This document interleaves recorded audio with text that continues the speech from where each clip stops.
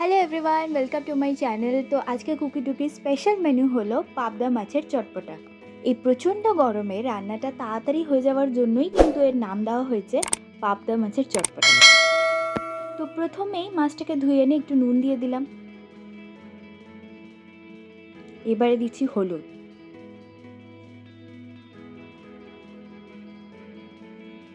আর তারপরে দিলাম কাশ্মীরি লঙ্কার গুঁড়ো আর অল্প একটু তেল। একসাথে মেখে নিলাম ভালো করে। এবার গরম সর্ষের তেলে অল্প একটু হলুদ আর অল্প একটু নুন দিয়ে দিলাম, যাতে মাছটা ফাটে কম। দেখি কি হয়। এবার কড়াইতে ভালো করে তেলটাকে নাড়িয়ে চাড়িয়ে মাছগুলো দিয়ে দিলাম। যথারীতি মাছটা খুবই ফাটছিল।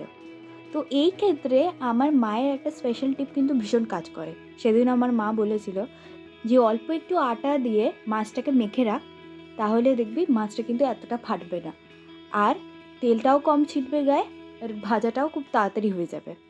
তো যথারীতি হালকা ভেজে নিয়ে মাছটাকে আমি তুলে নিলাম প্রথমেরটা। এরপরেরগুলো কিন্তু আমি আটা দিয়ে মেখেই মাছগুলোকে ভেজেছি, কারণ যা পরিমাণ ছিটছিল আমি ওখানে দাঁড়াতেই পারছিলাম না। তারপরে এবারে কিন্তু আমি একটু আটা দিয়েই মাছগুলোকে তেলে ছেড়েছি। এবারে কিন্তু এক ফোঁটাও তেল ছেটেনি সেরকম। আচ্ছা, এবার কালো জিরে কাঁচা লঙ্কা ফোড়ন দেওয়ার পালা। আপনারা চাইলে সবুজ লঙ্কা দিয়েও ফোড়ন দিতে পারেন বা লাল লঙ্কা দিয়েও ফোড়ন দিতে পারেন। আমার কাছে লাল লঙ্কা ছিল, তাই আমি লাল কাঁচা লঙ্কা দিয়ে ফোড়ন দিয়েছিলাম। এবার কড়াইতে আরও একটু ভালো করে নাড়িয়ে নিয়ে অল্প কুচনো পেঁয়াজ দিয়ে দিয়েছিলাম। আমি হাফ পেঁয়াজ দিয়েছিলাম, আপনারা চাইলে গোটা পেঁয়াজও দিতে পারেন, কিন্তু পেঁয়াজের পরিমাণটা খুব একটা লাগবে না, বাট অল্প। এবার পেঁয়াজটা ভাজা ভাজা হয়ে গেলে ওর মধ্যে আমরা দিয়ে দেব লম্বা লম্বা করে কেটে রাখা আলুগুলো। এবার একটু নাড়িয়ে নিচ্ছি।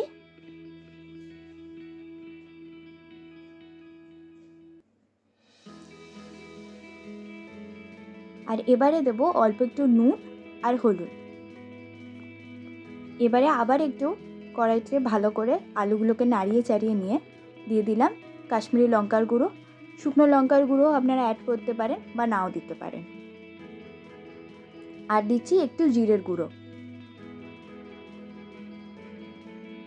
আর এবারে দেব কাঁচা লঙ্কা বাটা। আপনারা চাইলে কাঁচা লঙ্কা স্ক্র্যাপারে ঘষেও দিয়ে দিতে পারেন। আর টমেটো কুচি, টমেটো কুচিটা কিন্তু মাস্ট। এবার কিন্তু মশলাটাকে ভালো করে কষানোর পালা। এই রান্নায় মশলা কষানোটাই কিন্তু ইম্পর্টেন্ট পার্ট।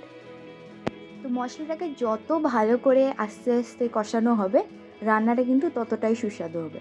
আমার মশলাটা একটু লেগে গেছিলো বলে তাই আমি একটু হালকা গরম জল দিয়ে দিয়েছিলাম, কড়াইতে লেগে যাচ্ছিলো তো।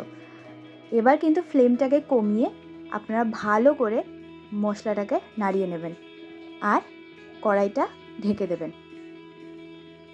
কিছুক্ষণ পরেই দেখছেন মশলার থেকে একটু একটু করে তেলটা ছেড়ে এসছে। তো আবার ভালো করে নাড়িয়ে নিলাম।